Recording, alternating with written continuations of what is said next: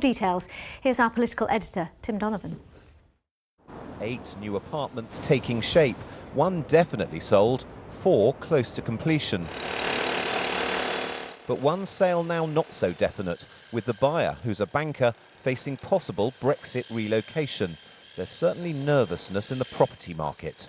We've had the impact on professional investors who we've seen completely pulling out the market because of the uncertainty. Then you've got the mum and pop buy-to-let investors. Again, they're putting their plans on hold because they're nervous that if they buy now, things might drop, and actually that affects their rent and the return that they're going to get. And if residential as well as the commercial property market dries up, it has all kinds of implications. The think tank Centre for London says it could slow transport infrastructure projects, which are dependent on developer contributions. Economists say it's the overall uncertainty which has impacts. One is a delay in investment. Second one is in confidence, consumer confidence, business confidence. You can see this being slightly eroded. Both of these factors will have a depressing effect on economic activity, at least in the short term. He says there are some signs that skilled EU workers are already hesitating now about taking jobs in London.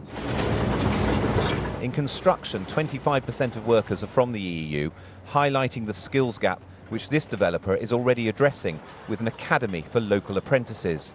The heightened uncertainty as regards the potential for overseas workers to work in London means that things like the National Skills Academy become increasingly important to ensure that we work with local people to upskill them, to make sure we can deliver the homes that London needs.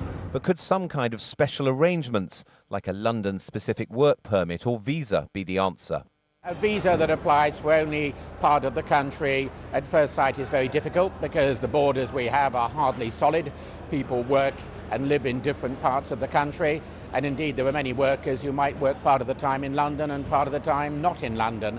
But given Brexit, we've got to look at things that previously were thought were not doable, and this is one of them. But what did 4 out of 10 Londoners voting to leave say about social cohesion?